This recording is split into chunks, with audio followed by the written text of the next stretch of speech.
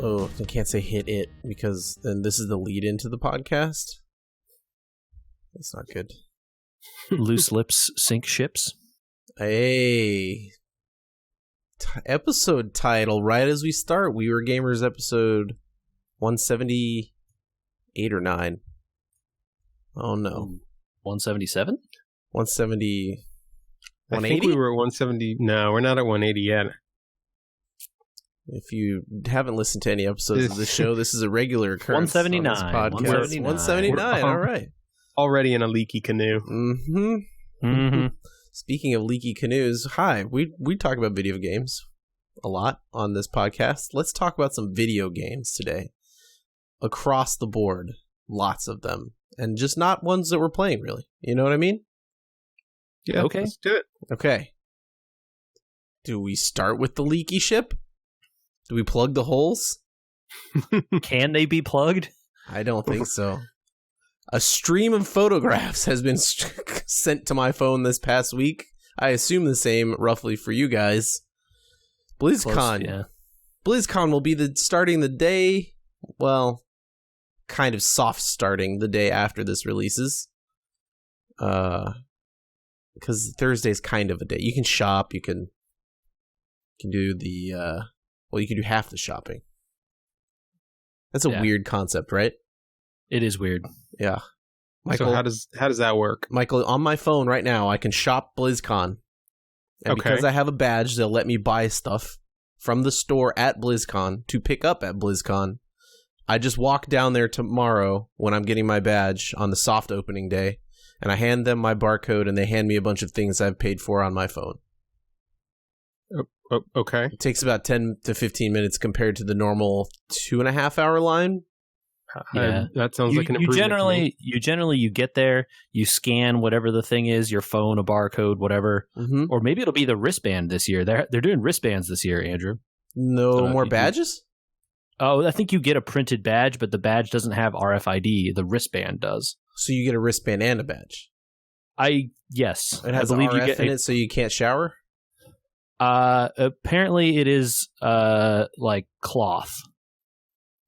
Huh. And that's what I've heard. Wrap your wrist So in it's a plastic. They say that you could cloth, but they said that it's not a big deal if you shower with it. Like, it's not going to disintegrate or When whatever. did you hear about this? This is not part of this. The Is like internet. in the boat. This is real stuff that should be coming out as information before you start the con.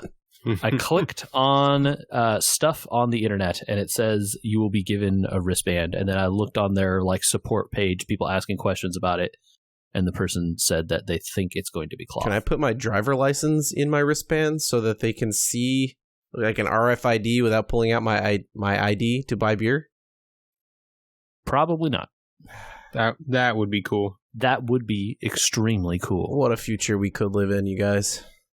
And then your driver's license would get stolen by a guy with an RFID scanner. Yeah. Yeah. Although, of all the technologies, this is We Were Gamers, a podcast where we get sidetracked basically all the time, and it's usually my fault. Of all the things that security-wise people have been worried about with phones, the RFID thing seems to me to be the least dangerous.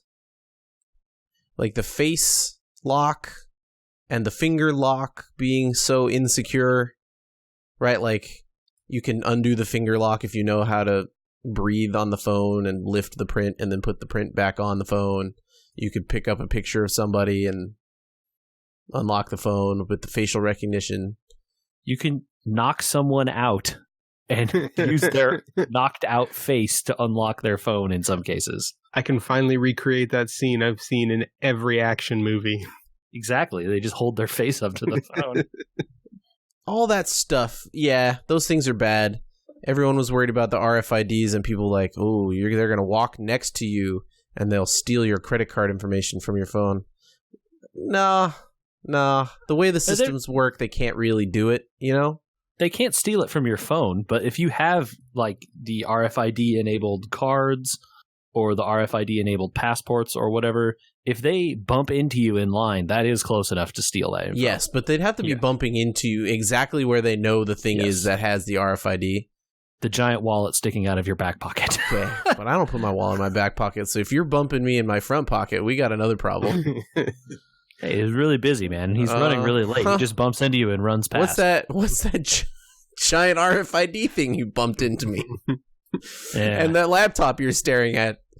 Anyway, bro, you don't need a laptop to do look, that. But anyway, the most damaging technology of all of this stuff is none of it. The worst problems are inside your phone with all the apps you've given permissions to steal all your data anyway. Yeah, 100% true. Like, literally, everyone's worried about the hard technologies, and it's really the soft tech inside the phone that's just giving it away. Yes. So anyway, the BlizzCon, back to BlizzCon stuff is here. All right. Where the leaky ship is Blizzard. That's the metaphor that we have been on. There had been rumblings of the, Blizzard, having what was considered basically by everyone who went there to be a pretty bad BlizzCon last year, right? Even people that didn't go characterized it as, that was bad. They had the disastrous Diablo Immortal rollout. I mean, humongously disastrous. It was bad even in the moment. Look, go back to that podcast. We are level-headed people. Neither of us or the people that were with us were upset. Mike, we say neither because Michael doesn't go to BlizzCon. He was smart enough to decide truly the wisest not among to us. take the punishment, but we can't stay away, especially this year when they'll have to unroll D4. Or do they? Yeah. How do you unfaceplant? That's the theme of this. Well, you certainly don't faceplant a month beforehand. And then roll out a bunch of rumors to try and save the faceplant a month beforehand. Yeah. So all that Hong Kong stuff is still in the air. People have not forgotten, it turns out. So we'll see what happens with that. I hear there are protests planned. We will definitely find out what is happening with those, because that's true. While we do not plan to protest or anything of that nature, I think as What's like a lighter version of the word journalist? Curious bystanders? with recording equipment. Yeah. So, we'll see what happens with all that. And then, they've been designed leaks almost certainly in some cases. Sure. At this point, and the pictures that are coming are like, why did John walk up to my computer and take a picture of those beta files? And then, some less designed ones. But, ESPN reported some of this stuff. So let's that's go like through the level we're at here, right? ESPN leaks are, they're not paid leaks per se, but they're definitely close to paid leaks. You know what I mean? That's some access merchant stuff going on right there. Exactly. Right? It's like the PS5 stuff. Yeah. So let's get through these because we're going to talk BlizzCon all week. We're going to record about BlizzCon this week. We're going to tweet about it, and it's going to be a busy week of BlizzCon. So let's just get through what we think the rumors actually are that are true. So it seems that Diablo 4 is a real game. Shocker. Yeah. That the rumors last year of them pulling it at the last second probably were accurate. It revealed by the text for an art book that went on sale in Germany or something. Whoops. Yeah. They said art from, the whole Diablo franchise, 1, 2, 3, and 4. Oops. And you're like, Curiously, no mention of Immortal. I think it may have said Immortal now, so I don't remember. But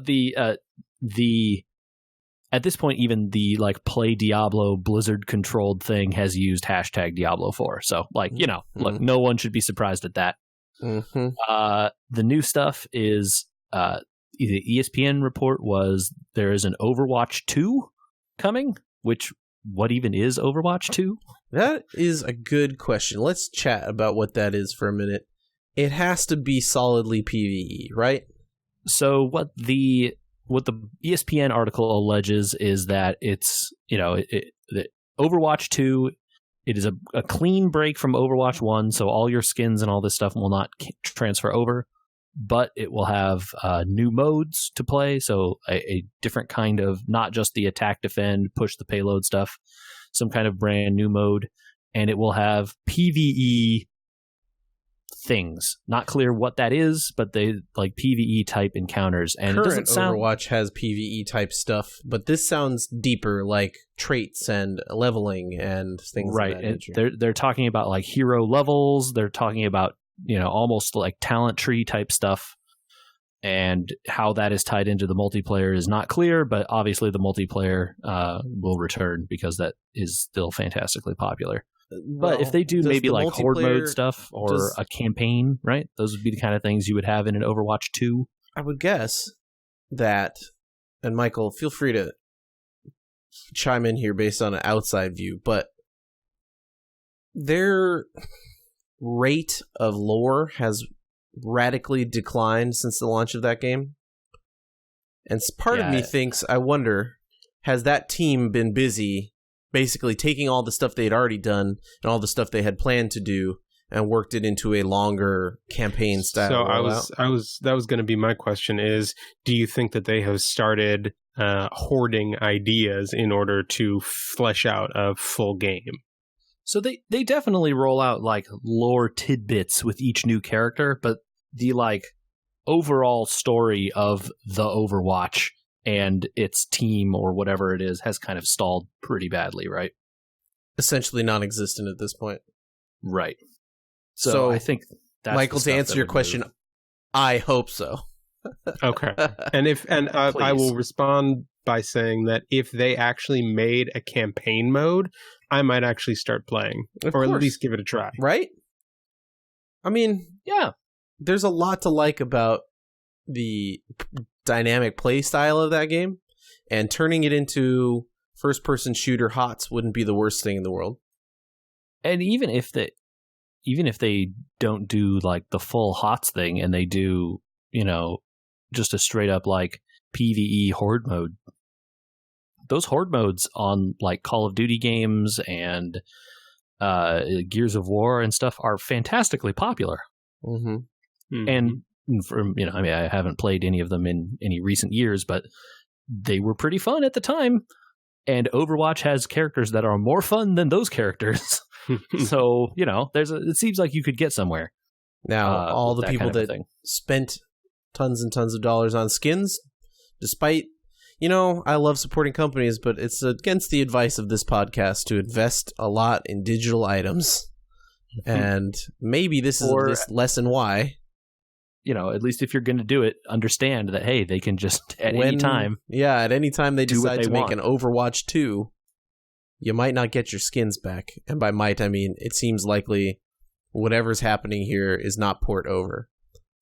And people would be like, but they just released Overwatch on Switch. Why would they drop Overwatch now and go to Overwatch 2? And the answer to that, my friends, is there is a new generation of consoles coming out probably next year. And what if Overwatch 2 launched on those consoles pretty close to the launch? Mm-hmm. Yep. It's interesting to have taken a game that they were pumping tons of money to try and keep people interested in, especially with the league that they are expanding it rapidly, and throw ice water on it by telling people, in 2 years, this game's going to be a new game. Or they just, the league can just change the thing to Overwatch 2. Now it's the Overwatch 2 league, and, all of a sudden the game just changes underneath the players and they have no say, right? Right. Blizzard is in complete control. But do you watch for the next year if you know the game's going to change? Do you play? Do you pay attention? I see what you're saying. Yeah, if they anymore? announce Overwatch 2. Yeah, okay. Oh, I'm not going to get any progression or my skins or whatever after I move. Like, what is the draw for people that do play? Yeah, good question, man. To play until Overwatch 2 comes out.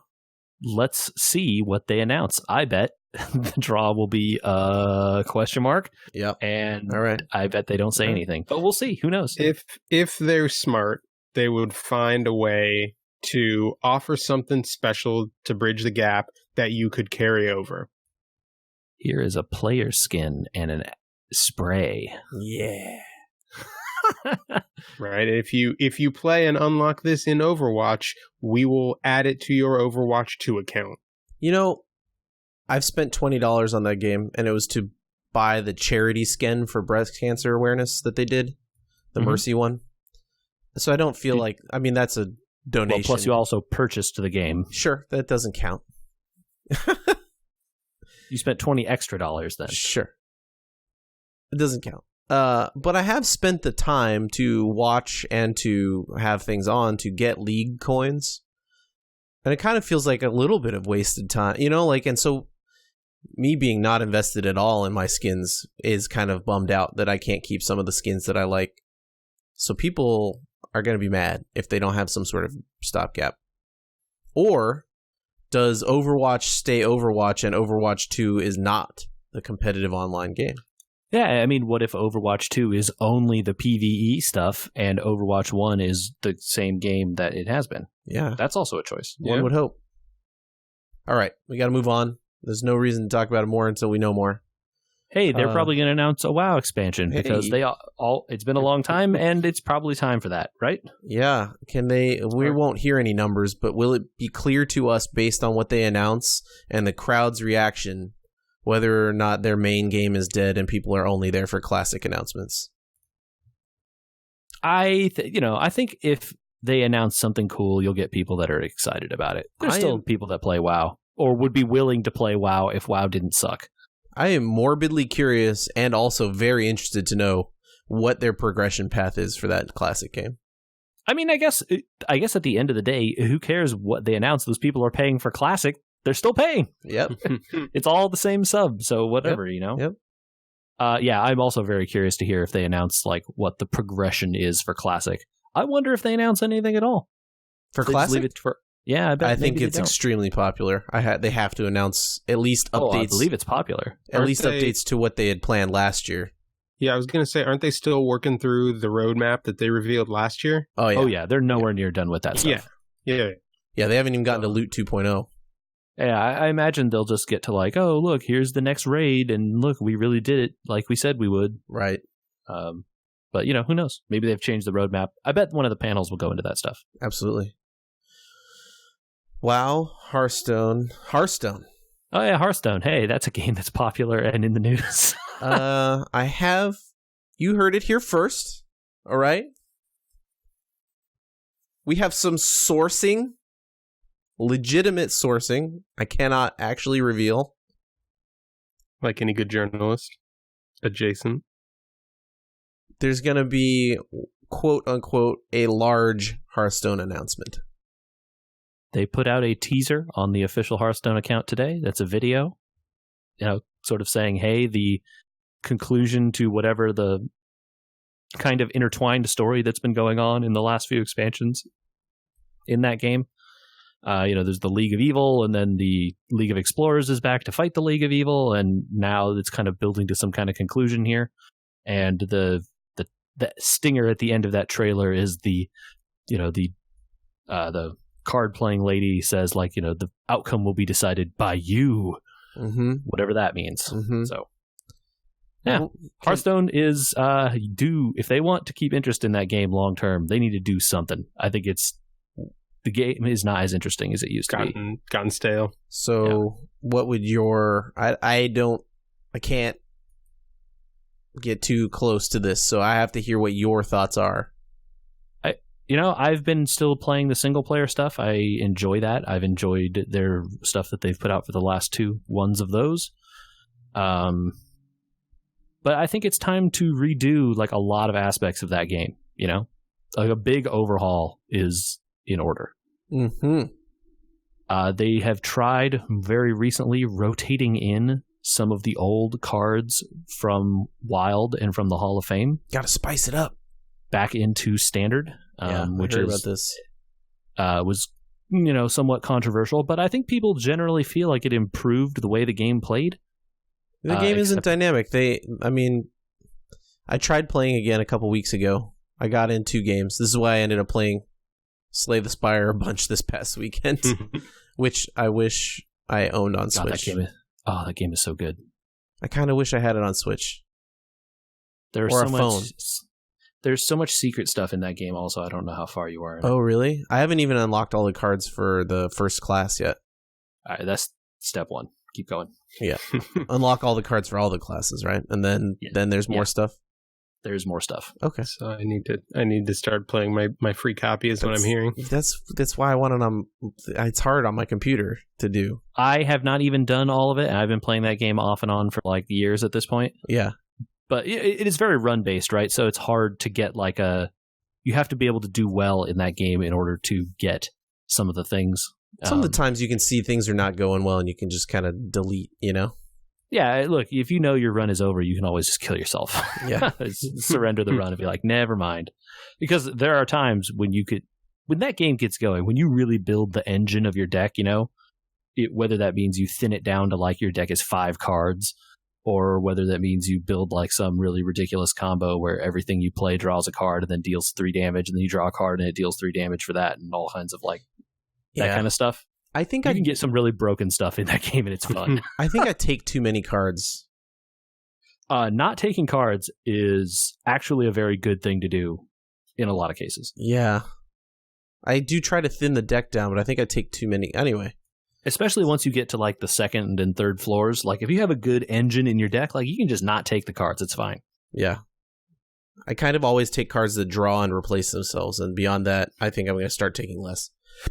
And then what you want depends on like what you're trying to do and which character you are and which relics you have. There's all kinds of stuff. And it's nice because just having played the warrior class, you can tell like, all right, with only the cards I've unlocked so far, there's definitely 3 ways to play this class. I either try to do the class where it like Berserk is the main card and you damage yourself to do damage, a lot of it, and get more energy and draw cards. Or there's my armor is my offense, and then there's my offense is my offense. There's, I think, is Warrior the class that gets the card that your armor doesn't go away between rounds? Warrior is the one where you can get plate armor as a power at one of the power cards. Yeah.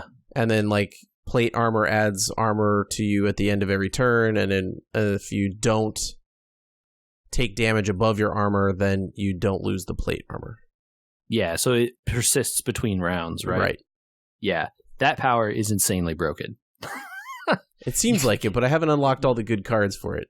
There are, and you don't always unlock, like, there are also sometimes you'll get those boss cards, and some of those also are, like, ludicrously powerful as well, so.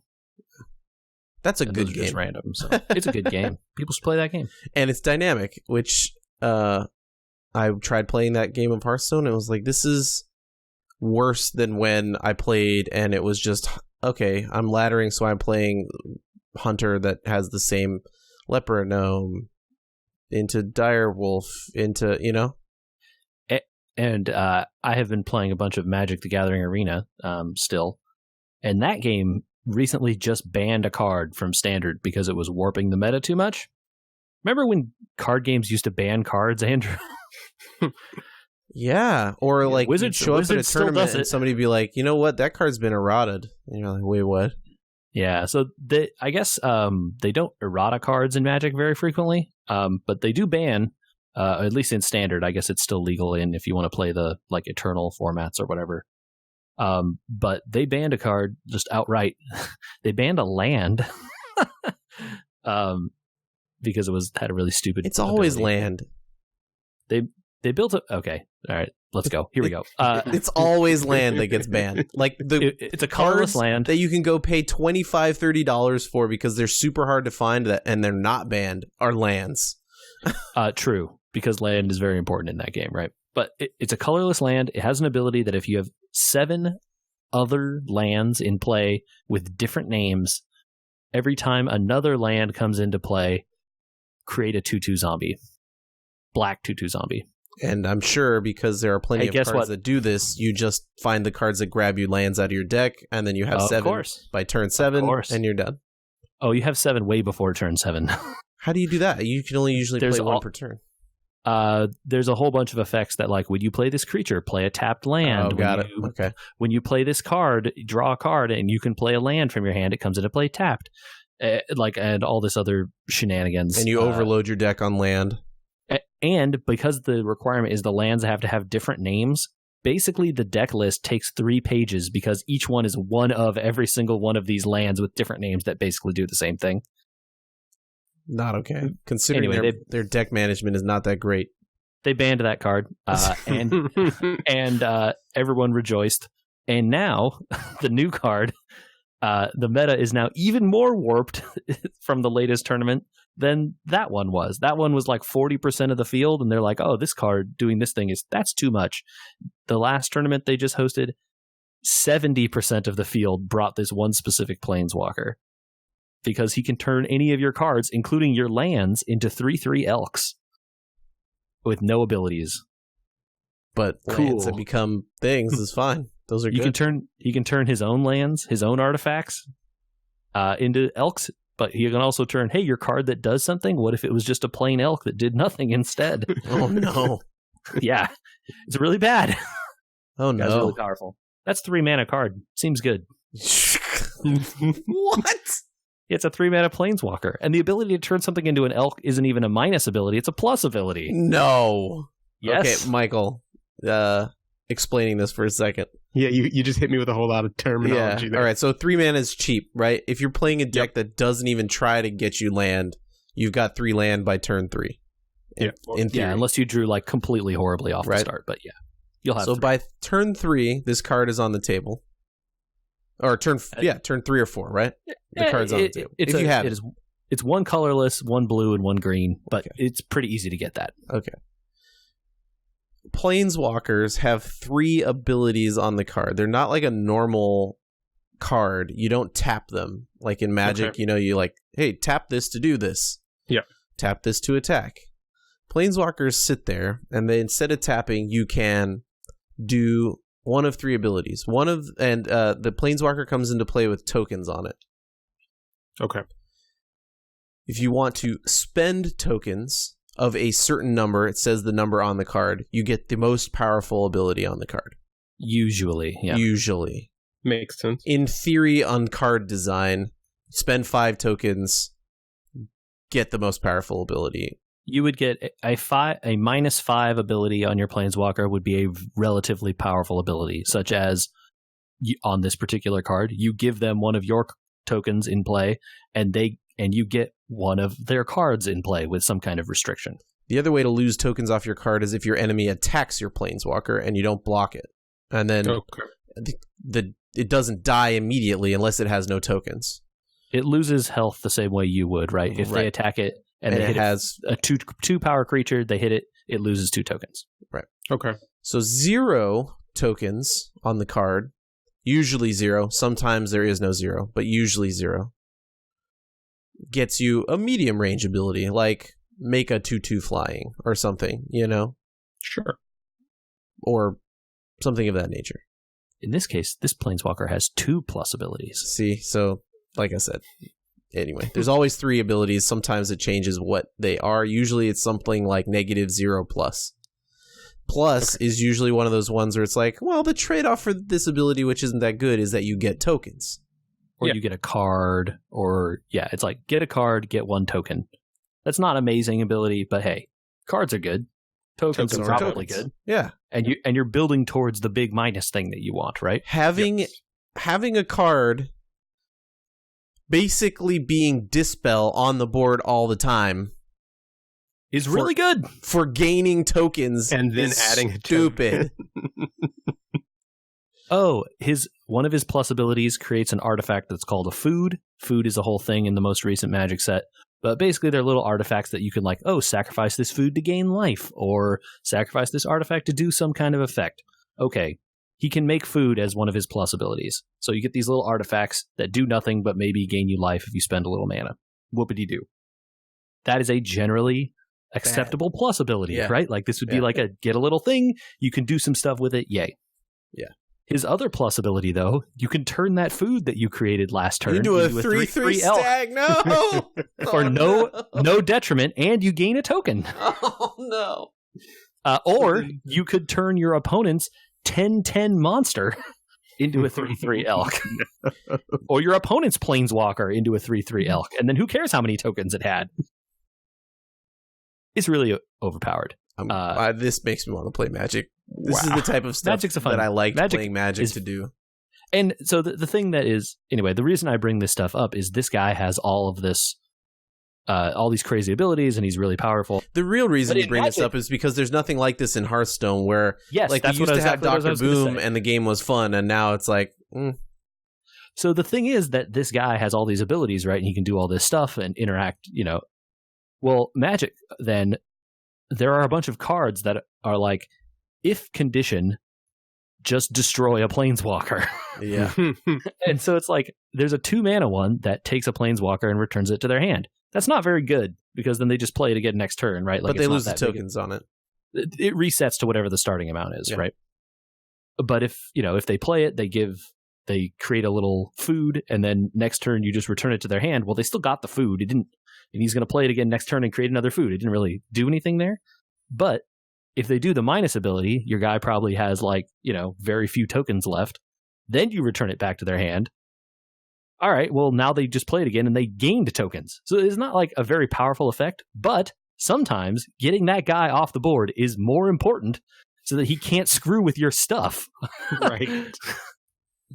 And then you have a chance to counterspell him when he comes back into play or whatever, which is the thing. Until they bait your counterspell. Of course, there's, mind games. Mm-hmm. Mm-hmm. But then, there are cards that are just like, destroy a planeswalker if it's blue or green. Oh, hey, this guy's blue or green. That's not a very good card, because what if you play against a red deck?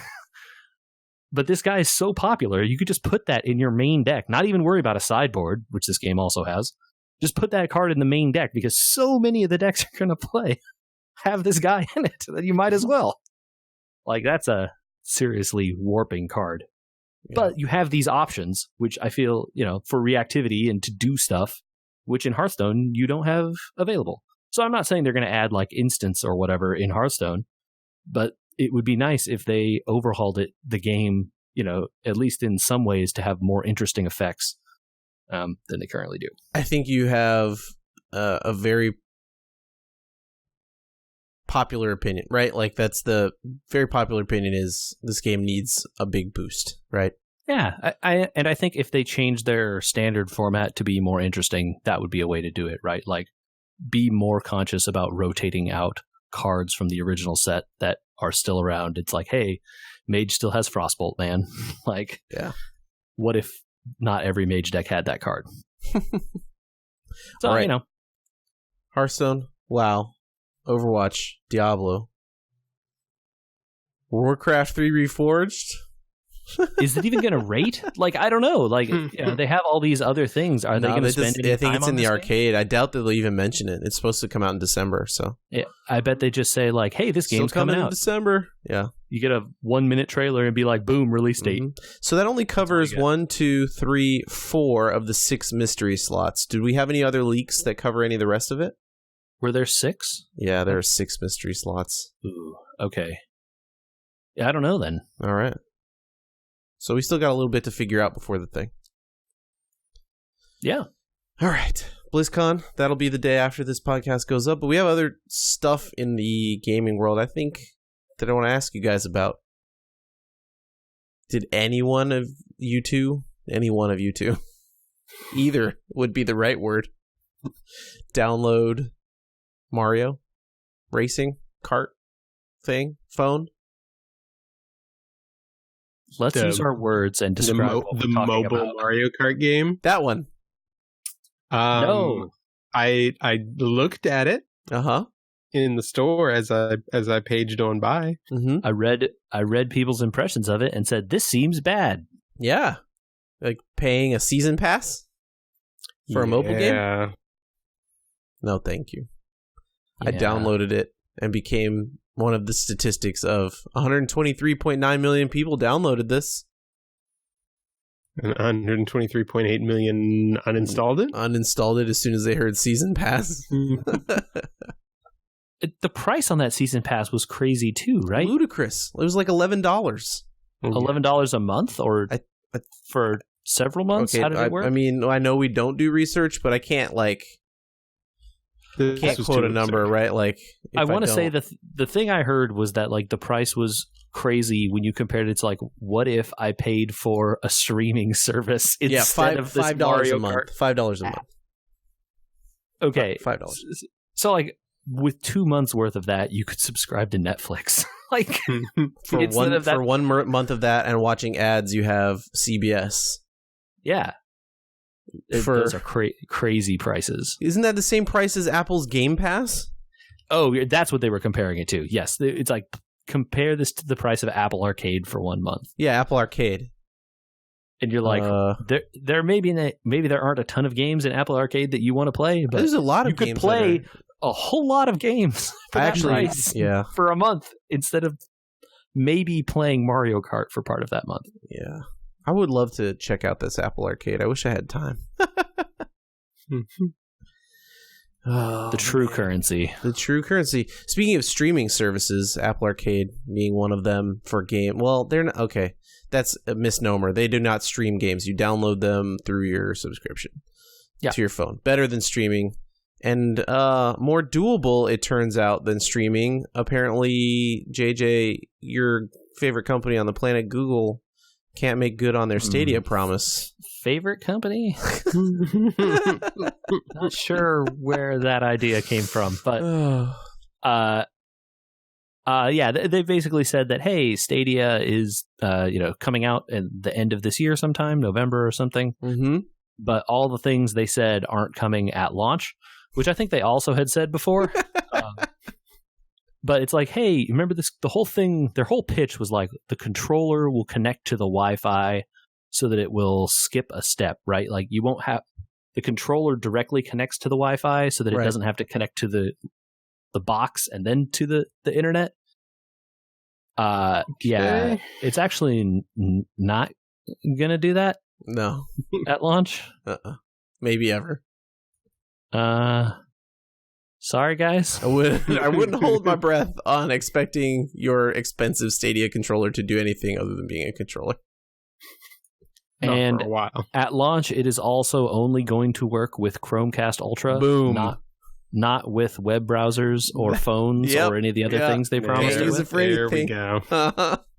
So that was pitch part number 2, which was, and then you'll have this cool controller you can use for all sorts of other stuff. Look, that part was always BS. No one was. You were never going to use that controller for anything else. But the fact that they're like, oh, the streaming stuff to web browsers and other stuff then will come sometime next year. So what you're really saying is this is like this is the early access here, paid early access. Yeah. Well, look, it's not the first thing to pay for early access, right? They're doing that all the time these days. For sometimes you pay for early access because you're getting a benefit or you're trying a new technology where it's not going to just infuriate you. But paying for a streaming game service to be early access seems like a recipe for making yourself upset. It's going to stutter. It's not going to work right. Like, the crazy thing to me is that even if it doesn't stutter and all of that part works, you still have to buy the games mostly. Yeah. There are some games that you get included with your, the fee you pay to be a part of this thing. But, like, dude, what? You buy a copy of the game on this streaming thing, and then, like, in 4 years when Google gets bored of this and shuts it down, like, now you don't have that game anymore. It's just gone. You don't have access to it. Physical media is cool. Don't get rid of cartridges. And Google has never announced any kind of plan for what happens when they do that. At least, like, there is in writing quotes from people at Steam and some of these other online services that, like, yeah, if we ever shut down, there are plans. We'll do this, this, and this. You'll be able to get digital copies to download. Right, stuff like that. We'll give you Windows. You can download all your stuff and then keep it. We'll turn off all the encryption. Who knows, whatever. But, like, Google has said nothing. They could just turn their servers off and then all your games are just gone because you never had the game physically located on your hard drive. It was all talking about. They don't just shut down services. I still am sad they shut down Google Inbox, my favorite email program. Oh man, I thought you were going Reader. Nope. I do kind of miss Reader. Reader was so good. Inbox is still the best app that ever was. I'm sad that it's gone. Oh. So not your favorite company. Can I try another streaming service to see if it's your favorite company? Oh boy. Netflix? I like Netflix. Oh, are you ready for this one though? Uh-oh. I don't know. JJ, What if we had watched Evangelion? We did do that. But what if we had watched it at 1.25 times speed?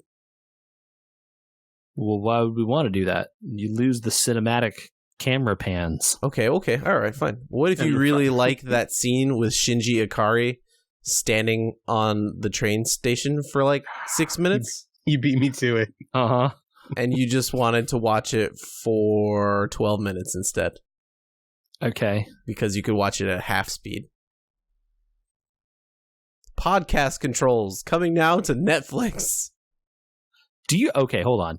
I have a question. Do you guys listen to podcasts at increased speed? I used to when I was in the car a lot. Why? I hate that. It's so it sounds bad. Because can't some deal people with like us ramble quite a bit. This is valuable content. Don't you dare skip this, listener. I have stopped doing that. And now that I've culled my podcasts down a bit in terms of content that I need to listen to, I listen at regular speed. I mean,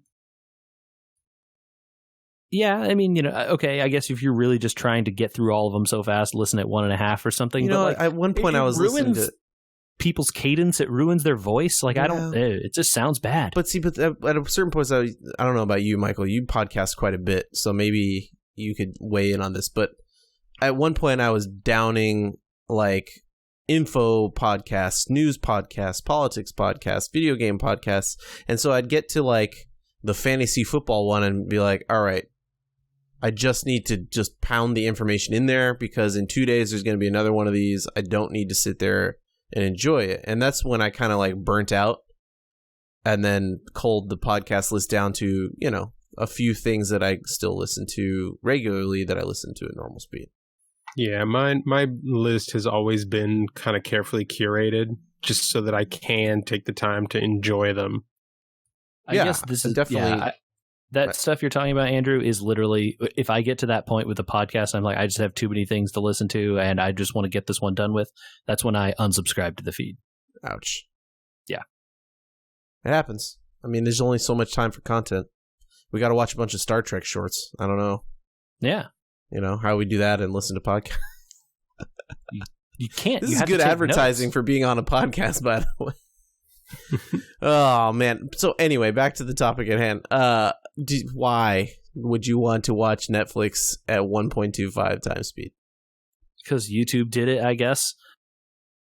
I literally can't think of a reason why you would want to watch anything on one of those streaming services, be it TV or movies, at increased or slower rates. Slower rates, I could understand. So I want to slow this down to watch how, how did they do this stunt? Maybe I can see, or like, what move does he make with his hands here? Slow it down, go back, instead of just back 30 until you see it. I mean, like, give them frame advance then. Like, you just go frame by frame if you want to let people do that frame stuff, advance right? is fine too, yeah. Like, yeah, but other than YouTube does this stuff, I don't see a reason why you would want it on Netflix. Because it's like, oh, I'm going to watch Lord of the Rings at 1.5 speed. That's really what I was looking for.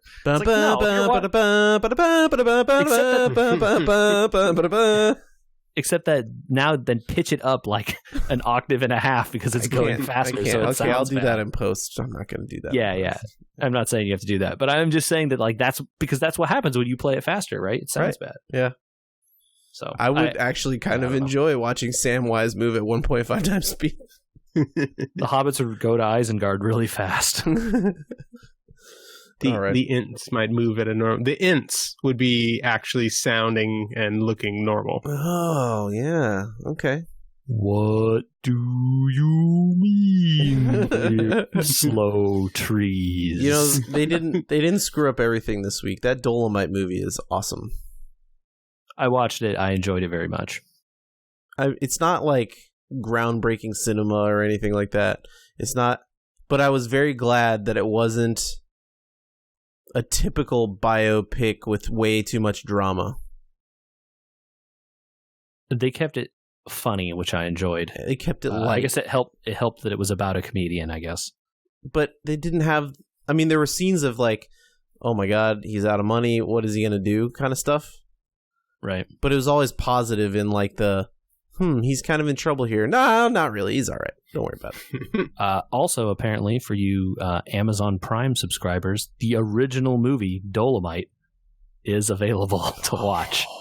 Oh, that's valuable information for my current evening.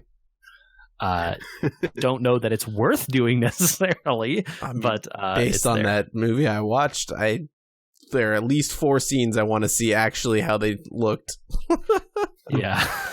Language warning for that movie, by the way, 1970s. Oh, yeah, language and sexuality warning. Oh yeah, that's true. A lot of nudity. And it says that right up front too. So true. Oh man! All right, I have one more thing I want to ask you guys about because I don't know if I'm being a silly person or not. We've talked before about my interest in that Playdate game console, the weird one with the crank. Oh yeah, which is not out. It might have been superseded based on cost because I can't afford everything in the world. Analogue announced the Analogue Pocket. I know what this is. You do? Okay. I don't think I've seen this one. It looks exactly like what a Game Boy would look like if you made it now. Oh, no, I did see this. Yes. And it can play a Game Boy, Game Boy Advance, Game Boy Color, out of the box carts. Analogue is a company that has released several products like this in the past, starting with, I think, the Super NT, and then... Regular NT. Yes. It was like the NT Mini, and then the Super NT, and then I forget what they called the Sega Genesis one. Anyway, it went like Nintendo or NES, Super NES, and a Genesis one, and now they're releasing this one for Pocket games. The thing is, by default, these things only play carts. And if you want to be able to, say, connect them to your computer and dump a bunch of files from an SD card, let's say, onto them, you can't do that with the firmware out of the box. Usually, in all these cases, unofficial firmware, not supported by the company, has come out, let's say, like a few days after they come out. That then enables all this stuff. But by default, for the thing you buy is just plug your cart in and play these games. Which, I don't know, it's like, hey, okay, that's a cool idea. I mean, and we left out, they're also going to have adapters where you can still plug in, like Game Gear games. What was the other Atari one that can plug in there? They said they were going to make a bunch of adapters for the Nintendo Entertainment System one, and then the vast majority of them never came out. The Lynx, that's the one you're thinking of. Oh, okay. The Atari one. Yeah, the Lynx. So they promised, like, oh, here's for the original Nintendo one. They're like, oh, we're going to make adapters so you can play like Intellivision games, and then that never came out. Really? So, dude, who's going to buy cartridge adapters for a system that could just play files? Right? Emulation, which is what this is doing, even under the hood, even if it's like physical emulation. This is the discussion I wanted to have with you.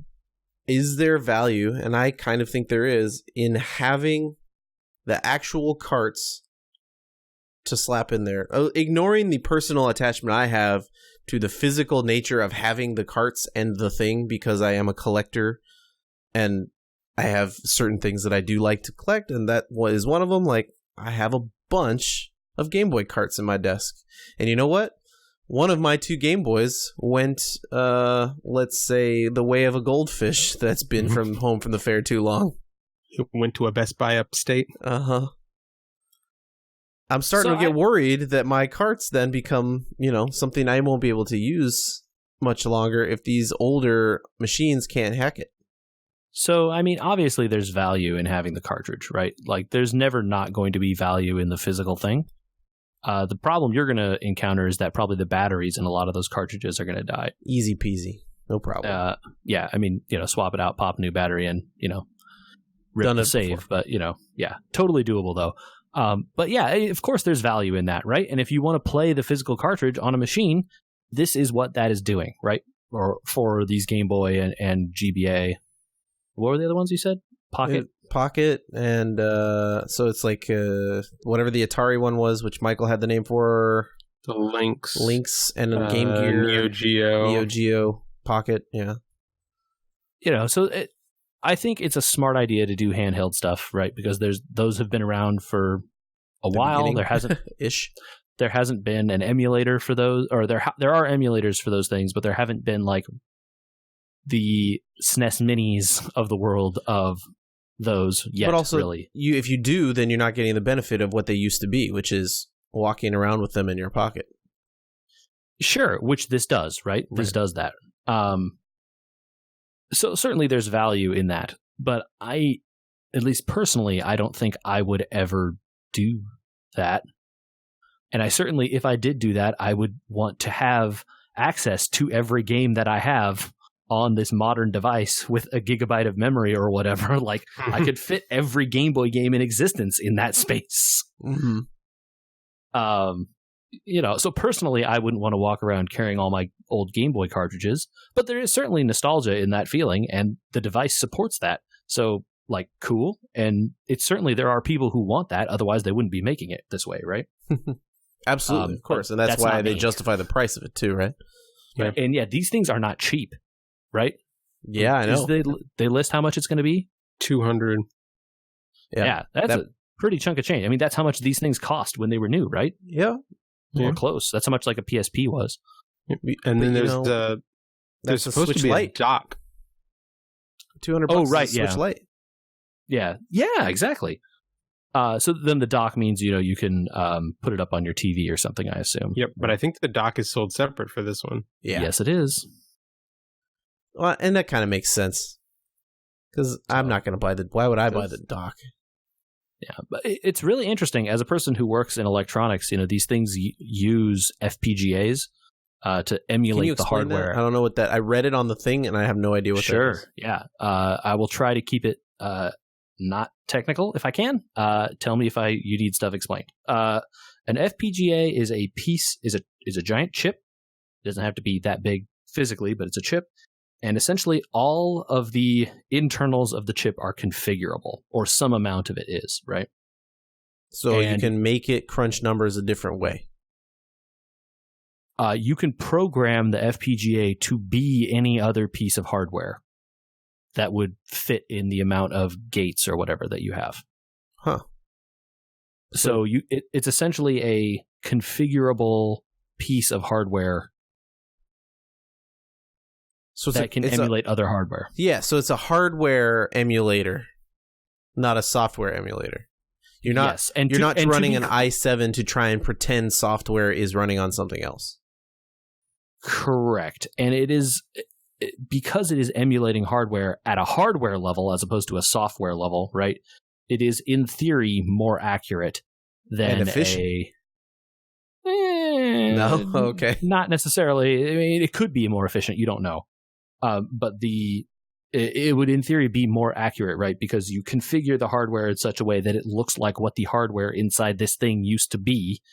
Okay, it has this processor and it does these instructions, and this is how fast it goes, and then here's this memory, and this is how fast it goes, and you program all those things, and then in theory it would act just like the hardware used to. And then, you reboot it and say, I want to be a Game Boy today, and then it looks like that. I see. Okay. What does FPGA stand for? Field Programmable Gate Array. Cool. We learned something today. Component class. And then in theory, right, depending on how powerful the FPGA they get for this thing is, you could reprogram that thing to be a SNES.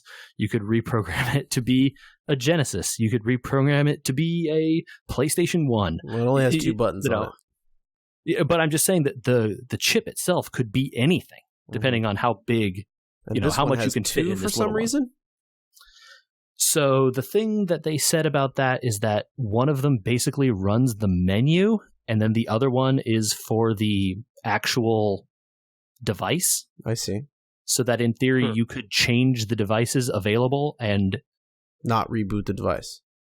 Or like you could still keep their menu running and add or subtract things to the list of devices without having to modify their code, quote unquote.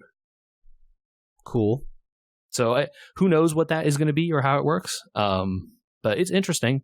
It's just like when I think about one of these things, right, from like the perspective of the person who has worked with them, a little bit in my personal job, I go, well, like, why would I ever buy one of these if you don't give me every single core available for it that I could, like, okay, make it a Genesis, make it a SNES, make it an NT, or make it a Nintendo, make it a Game Boy, make it every single thing. Like, it's just a file that I load onto the hardware to reconfigure it. And that's why I've never considered. They don't do that.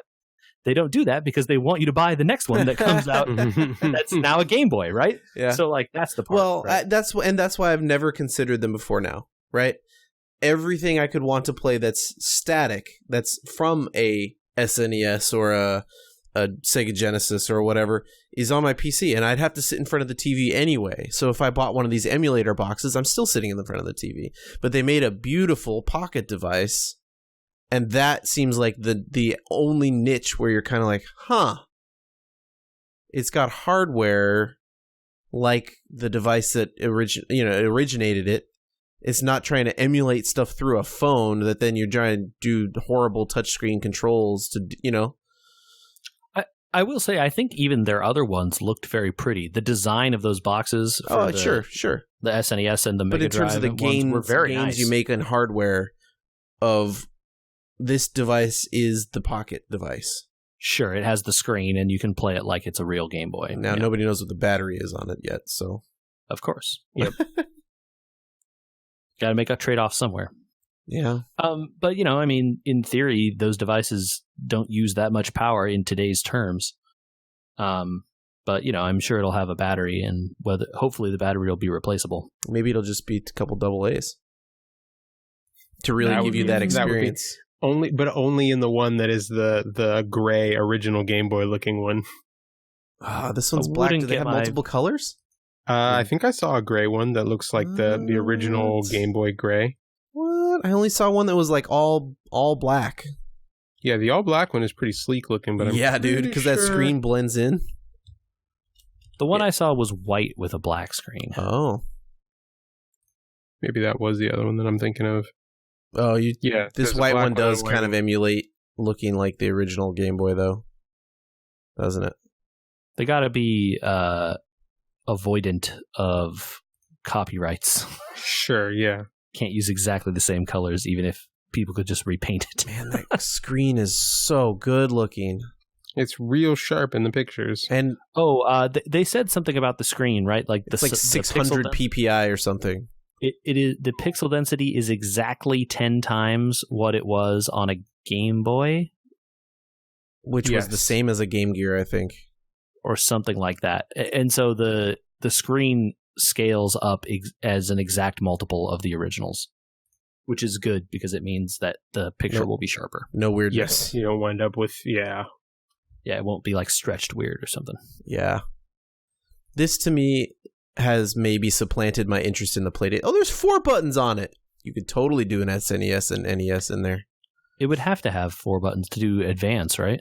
Oh, that's right. Advance had 4 buttons. Yeah, Advance had the four button. Did Game Gear? No, Game Gear had 2 buttons. Genesis started with 4 and went to 6. Started with 3 and went to 6. 3 and 6, yeah. Sorry. I didn't mean it. So you couldn't do Genesis. You could do almost all of them. SNES, you'd lose out on the triggers. But I'm sure there are ways. Yeah. So where there's a will. I don't know. There's just a picture here with Belmont's Revenge, and it looks so pretty. Man. They got me. All right. Well, I enjoyed our discussion on emulators. I agree with you. I'm trying to have you talk me out of it. I find this emulator stuff fascinating. The hardware emulation stuff too, because it's so like different and interesting compared with the software stuff. But hey, you know what? It's like the same price as a Stadia controller, right? You get that Chromecast with it, though. The Chromecast Ultra. Whoa. Yeah. No, Stadia controller's only $70. If you want to tell Andrew that this is a good or a bad idea, you could email us That's podcast. Yeah, I already know that okay, hold on. I didn't mean to step on you, but I already know that a Stadia controller is a bad idea. I've been talking about this the whole time. Oh, I'm talking about this Pocket thing. We already know that this isn't a bad idea. All right, give that email. If you agree with that statement that Andrew just made, podcast@WeWereGamers.com. We want to hear from you.